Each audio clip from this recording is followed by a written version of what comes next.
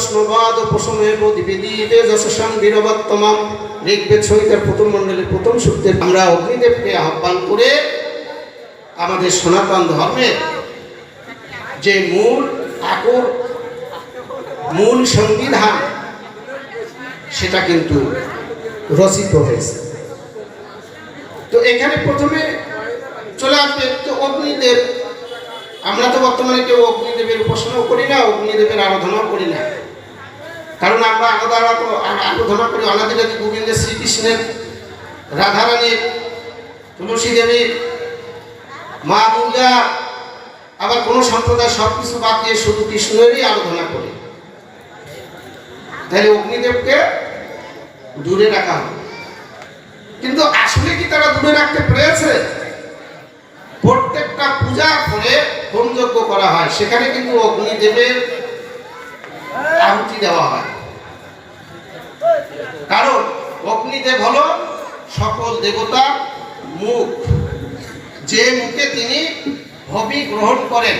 অর্থাৎ আমরা যে যজ্ঞ করি, যজ্ঞতে যখন ঘি, মধু, দুধ, আতপ চাল, কলা প্রভৃতি দিয়ে ব্রাহ্মণ মহাশয়রা, যারা পুরোহিত মহাশয়রা যখন হোম করে, তখন কিন্তু অগ্নিতে সেটা করা হয়। এবং যে কাজটা তারাও করে, যারা দেবদেবীকে মানে না, দেবদেবীর পূজা করে না, কৃষ্ণের পূজা করে, তারাও কিন্তু এই কাজটা করে। কিন্তু আবার মুখে বলে যে আমরা দেবতা পূজা করি না। ঠিক না বেঠে? তারাও করে কিন্তু বলে যে আমরা দেবতা পূজা করি না। এখন এখানে প্রশ্ন হচ্ছে যে তারা কি বোঝে না, না তারা এটাকে আড়াল করতে চাচ্ছে, গোপনে রাখতে চাচ্ছে? যে আমরা দেবতাকে যদি সামনে নিয়ে আসি, তাহলে তো আমাদের মতপথটা অনেকটা ভুলুণ্ঠিত হয়ে যাবে, মানে কি বিশৃঙ্খলা হয়ে যাবে। সুতরাং এটা আমরা গোপনে রাখবো। তো প্রথম যে বিষয়টা, সনাতন ধর্মের ভিত্তি। আমাদের ধর্মের নাম কি? সনাতন। তাহলে সনাতন শব্দের অর্থ কি? চিরন্তন, চিরশাসিত, অমর, অক্ষয়, অব্যয়, যাহা ছিল, আছে, ভবিষ্যতে থাকবে। তাহলে হরিমন্দিরের সাথে সাথে দুর্গা মন্দির আছে। আপনারা এখানে যারা বসবাস করেন, আপনাদের জ্ঞান হওয়া অবধি অনেকে জানেন যে এখানে দুর্গা মন্দির আছে। ভবিষ্যৎ প্রজন্ম যারা আসবে তারাও জানে যে এখানে দুর্গা মন্দির আছে। কিন্তু কিছুদিন পরে যদি দুর্গা মন্দিরটা নষ্ট হয়ে যায় কোনো পণ্ডিত সাধুর কথায়, তাহলে দুর্গা মন্দির এখানে থাকলো না। আর তারা যদি বলে যে আমরা তো সনাতনী, সনাতন ধর্ম, তাহলে ছিল, আছে, থাকবে, তাহলে দুর্গা মণ্ডপটা গেল কোথায়? তাদের কথা, তাদের চুক্তিতে দুর্গা মণ্ডপটা গেল কোথায়? আজকে দেখেন শ্মশানে, শ্মশান ছোট্ট হয়ে গেছে, ছোট্ট একটা জায়গার মধ্যে সেখানে দাহ কার্য করা হচ্ছে। আগে অনেক বড় ছিল, তাহলে ছোট হলো কেন? এটা কি ভগবানে করেছে না মানুষে করেছে? আপনাদের মতো আমাদের মতো সাধুগুরু বৈষ্ণবরায় শ্মশান নষ্টের পেছনে দায়ী। কারণ তারা বাড়ির পাশে পুঁতে রাখে, শ্মশানে যাওয়ার দরকার হয় না। তাহলে অবশ্যই শ্মশানের একটা উৎকর্ষ নষ্ট হয়ে গেছে। ঠিক ভীম সাহেব বলে গেলে অসংখ্য মন্দির, আসলে তো কথা ঠিক, অনেক দুর্গা মন্দির, আবার দুর্গা মন্দির দিন দিন কমে যাচ্ছে। কাদের কথা, কাদের প্ররোচনা, কাদের পাণ্ডিত্যে এই বিষয়গুলো আমরা খুঁটিনাটি আপনাদের সামনে আলোচনা করব। তো বেদ অখিল ধর্ম মূলম, বেদ হলো অখিল ধর্মের মূল, বেদ হলো অপরৌষয়, কোনো পুরুষ বেদ রচনা করেনি। তাহলে কে করেছে? এই বেদ মুনি ঋষিদের পাওয়া ধ্যানলব্ধ জ্ঞান। মুনি ঋষিরা ধ্যানের মাধ্যমে যে জ্ঞান অর্জন করে বাস্তবায়ন করেছে বেদ, এবং সেটা কার মাধ্যমে চলে আসছিল? গুরু পরম্পরা। অর্থাৎ ওই যে মুনি ঋষিরা যখন ধ্যানলব্ধ জ্ঞান পেলেন, তখন তারা শিষ্যর মধ্যে এই জ্ঞানটা প্রচার করেছে। তখন কোনো ধরনের লেখনী ছিল না, অর্থাৎ শুনে শুনে মনে রাখতেন। আর শুনে শুনে মনে রাখতো বলে বেদের আর এক নাম কি? শ্রুতি। কেন আপনারা জানেন না? বেদের আরেক নাম কি? শ্রুতি। কারণ আগে এরকম বই ছিল না, গুরু শিষ্যকে বলতো, শিষ্য শুনে শুনে মনে রাখতো। এই জন্য বেদের আরেক নাম শ্রুতি। পক্ষান্তরে সেটা লিখনের মাধ্যমে একটা বই আকারে চলে আসলো, তখন হয়ে গেল বেদ। তাহলে বেদ মানে কি? জ্ঞান। আর এই বেদ হচ্ছে একটা ঋক, সাম, যজুর, অথর্ব। তাহলে শাস্ত্রের জ্ঞান, ভগবানের জ্ঞান, কর্মের জ্ঞান, এরপরে জ্ঞান আকারে চলে আসলো বিদ্যা। কারণ আপনারা জানেন বিদ্যা অর্জন না করলে জ্ঞান লাভ হয় না। হবে কি? আজকে যদি আমরা স্কুল, কলেজ, ইউনিভার্সিটিতে না যাই, তাহলে কি আমরা জ্ঞান লাভ করতে পারবো? এটা বর্তমান উপযোগী।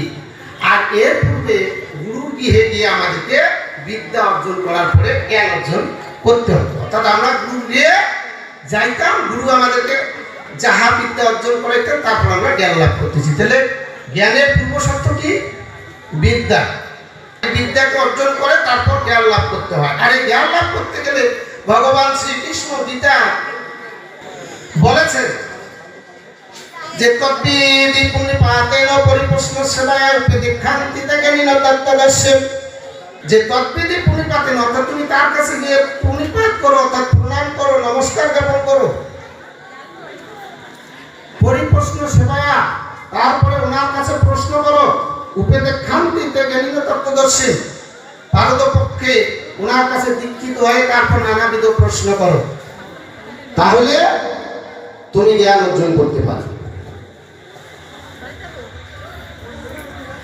কঠোপনিষদে বলেছে জ্ঞান অর্জনের জন্য বিশ্বাস এবং শ্রদ্ধা থাকতে হবে। তাহলে আলোচকের প্রতি আপনাদের শ্রদ্ধা না থাকে, তাহলে আপনারা জ্ঞান অর্জন করতে পারবেন। আলোচকের প্রতি যদি আপনাদের বিশ্বাস না থাকে, তাহলে আপনারা জ্ঞান অর্জন করতে পারবেন না। তবে হ্যাঁ, বলে রাখি, সব আলোচককে বিশ্বাস করা অসম্ভব। কারণ যদি সব আলোচককে বিশ্বাস করা যেত, আমার মনে হয় এখানে শাস্ত্রবিধি কথাটা লেখা হতো না।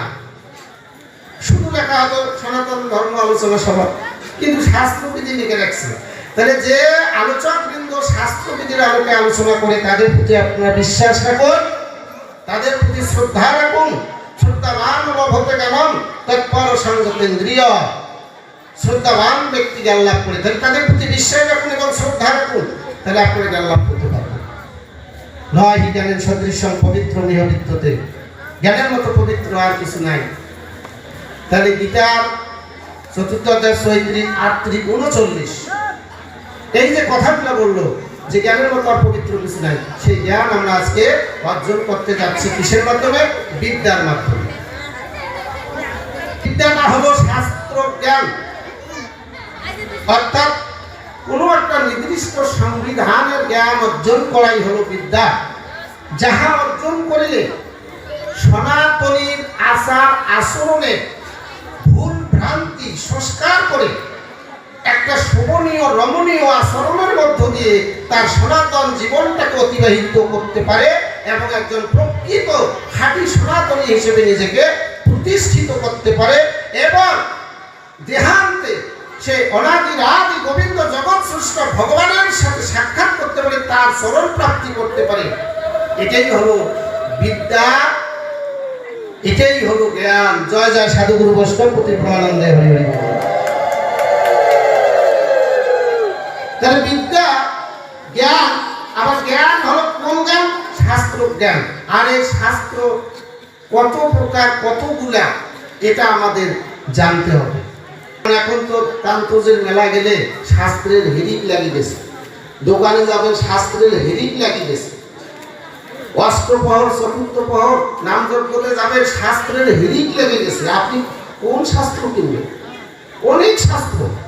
তাহলে অবশ্যই আপনাকে এখান থেকে জেনে যেতে হবে যে শাস্ত্র কতগুলা। গঙ্গাদি চতুর্বেদা মীমাংসানায় বিস্তর পুরাণানাং ধর্মশাস্ত্রঞ্চ বিদ্যা হেতাচ্ছ চতুর্দশঃ। বিষ্ণু পুরাণের তৃতীয়াংশের ৬ষ্ঠ অধ্যায়ে হলো যে অঙ্গানি চতুর্বেদ, অর্থাৎ আমি যে বেদ আলোচনা করেছি সেই বেদের ৪টে অঙ্গ, ঋক, সাম, যজু, অথর্ব। এবং সেই বেদের আবার বেদাঙ্গ রয়েছে কি? শিক্ষা, কল্প, নিরুক্ত, ছন্দ, ব্যাকরণ, জ্যোতিষ, মীমাংসা, উত্তর মীমাংসা মিলে মীমাংসা শাস্ত্র, আর পুরাণ, আর হলো ধর্মশাস্ত্র। কয়টা হলো মায়েরা? 4টে বেদ, 6টা বেদাঙ্গ। কয়টা? 10। পূর্ব মীমাংসা, উত্তর মীমাংসা মিলে মীমাংসা শাস্ত্র। কয়টা? 11। পুরাণ 12। তর্ক বা ন্যায় শাস্ত্র কত? 13। আর ধর্মশাস্ত্র কত হলো? 14টা। এই 14টা শাস্ত্রের বাইরে আর কোন শাস্ত্র কিনবেন না। 4টে বেদ,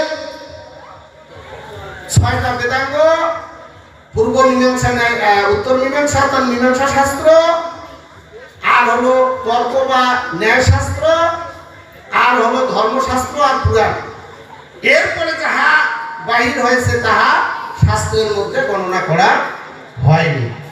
তাই এই শাস্ত্রগুলো যদি আমরা অন্বেষণ করার চেষ্টা করি, এই শাস্ত্রগুলো যদি আঁকড়ে ধরার চেষ্টা করি, তাহলে আমাদের সনাতনের যে মূল ভিত্তিটা সেটা পাকাপোক্ত হবে।